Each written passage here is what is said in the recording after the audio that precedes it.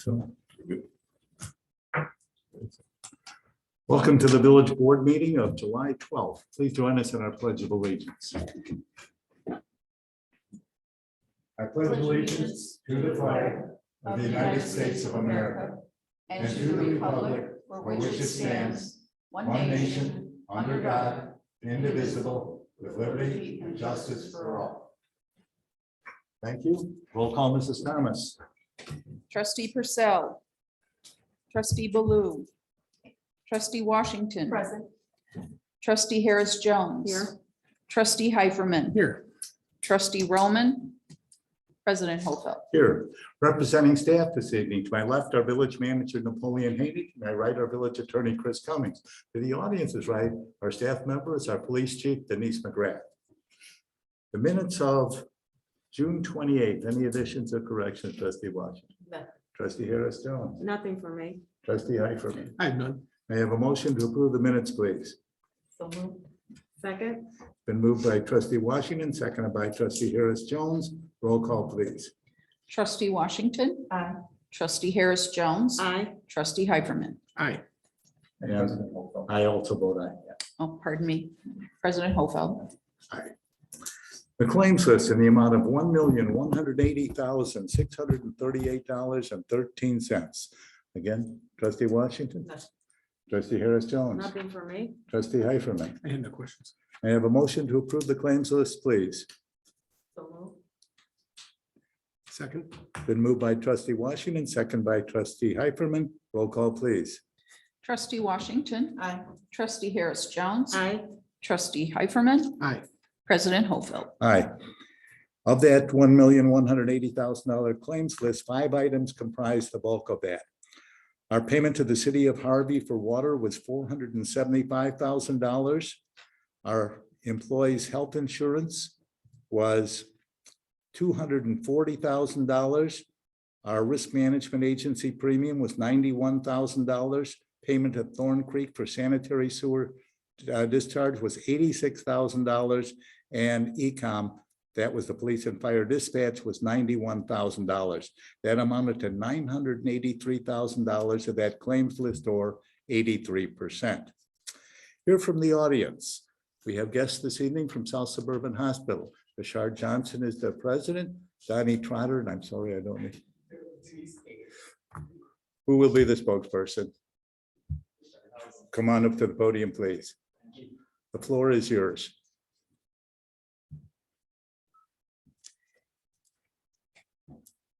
Thank you, Mr. Mayor, and thank you, board. Thank you for having us here today. My name is Rashard Johnson. I serve as the president of Advocate South Suburban Hospital, Advocate Trinity Hospital. I would like to address the board and bring you up to date with some service level changes that we've had recently due to the pandemic. So we've done an assessment, a community health needs assessment, and as everyone knows, this pandemic has been very arduous on us, to say the least.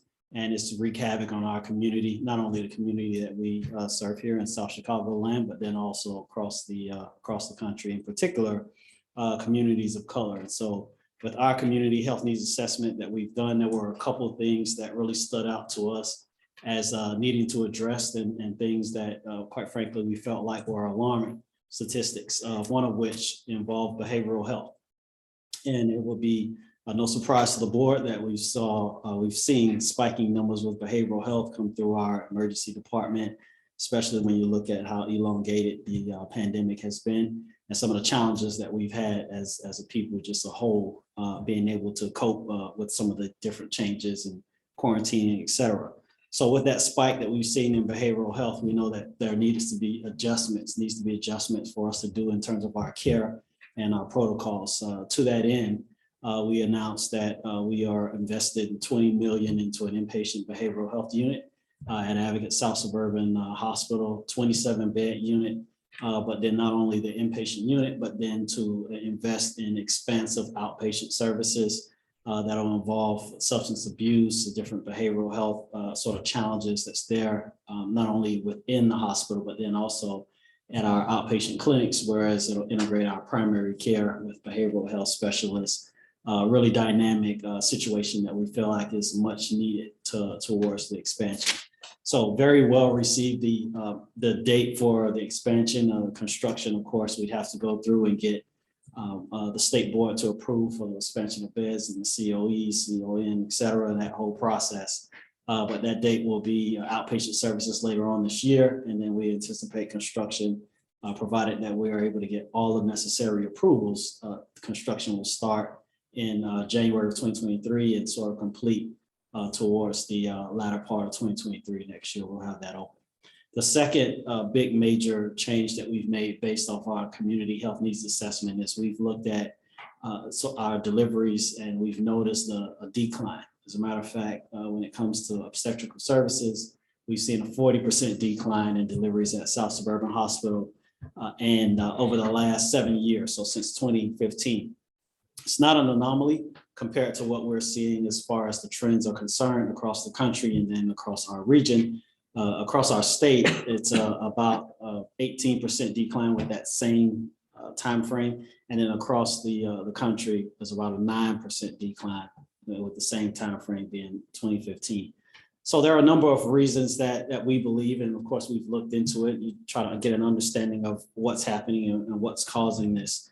The first thing that we found out is, for one, we know that the median age within our respective market share for moms is increasing, median age of residents, and so therefore there's less deliveries of childbearing age. The second component to that is families are making different decisions. We've seen that. We've seen families now choosing to have less kids within our area than others. The third of which that we've seen is there's a strong migration, as a matter of fact, from our respective market area and our community to Christ as the number one delivery choice for moms. As a matter of fact, Christ is the number one choice for moms and market leader for deliveries. South Sub is maybe 3 that's there. So Christ leads Franciscan, Ingalls, Silver Cross, you name it, some of the other providers.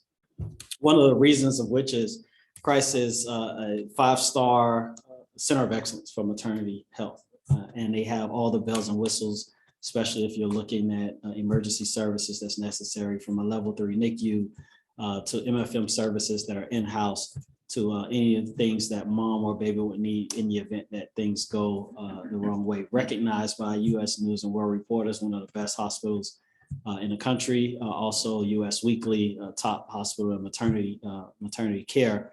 But when it comes to deliveries, they're doing the most deliveries that we have in the region, and the second most in the state, with over 4,200 deliveries. And sort of put that in perspective, at South Suburban Hospital, we do around 700-800 deliveries annually. So Christ is that hub and that choice that we've seen. And it's to that end, the decision that we've made, looking at what we're seeing throughout our market and adjusting things, is we've made the decision that August 1st, the delivery component of it, we will transition that from Advocate South Suburban Hospital to Christ Medical Center. So just that delivery, that one-time component of it.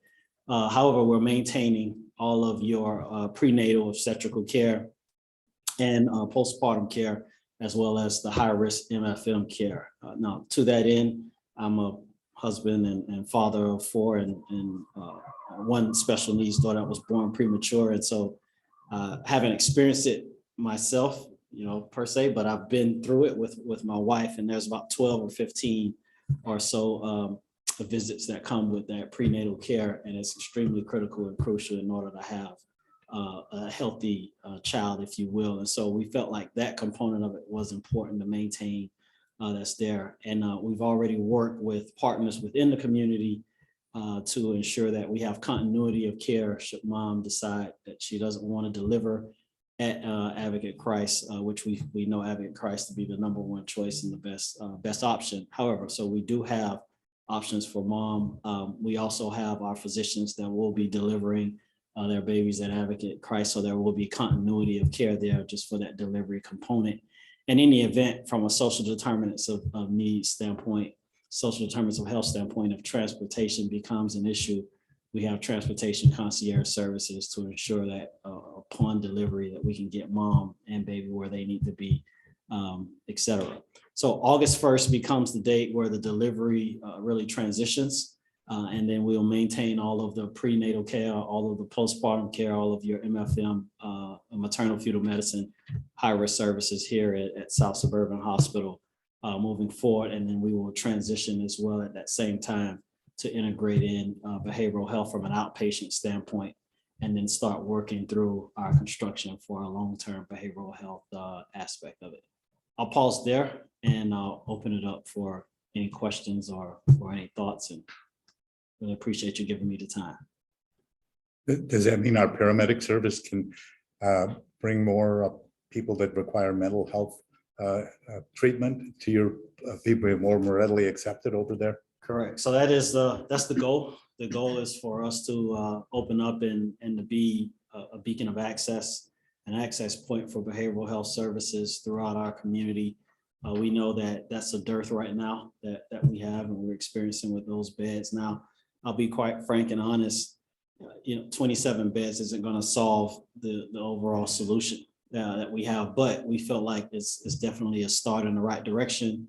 And especially partnering with community-based organizations and those who have expansive outpatient services, and figuring out how we build a coalition to really take care of the behavioral health challenges that we have. But our goal is to serve. Any questions from the board?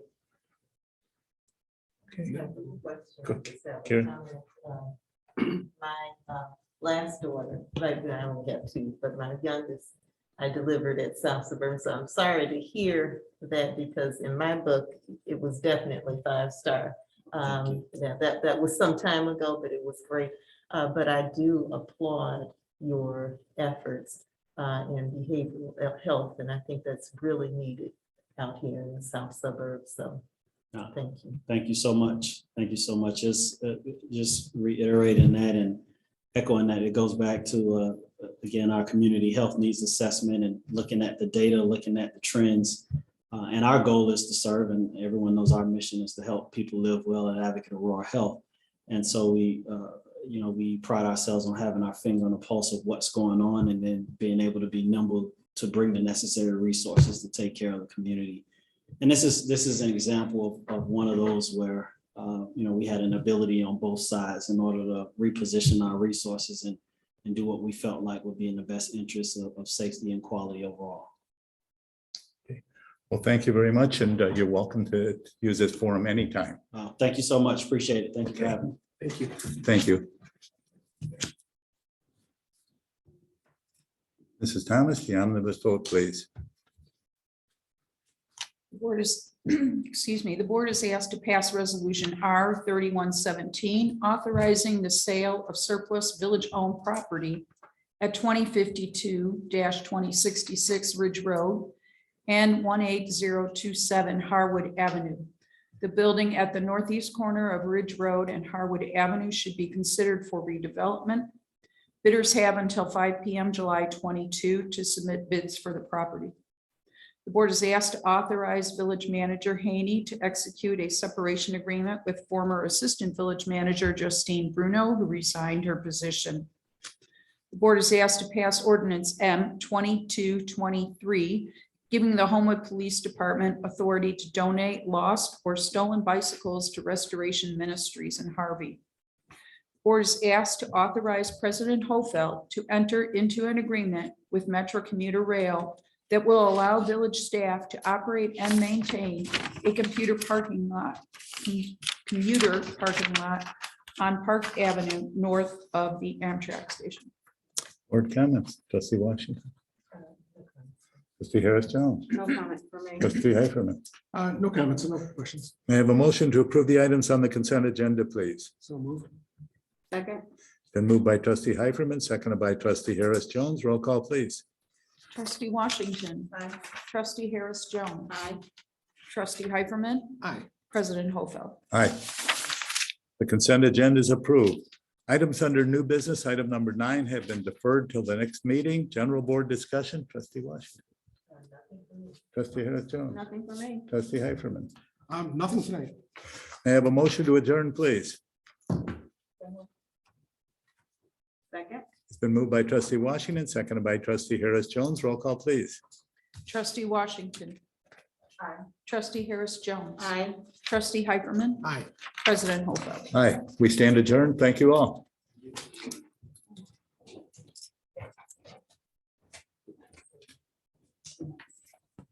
Oh, we don't. You want get us? It's a pleasure seeing you again, Senator. You're welcome.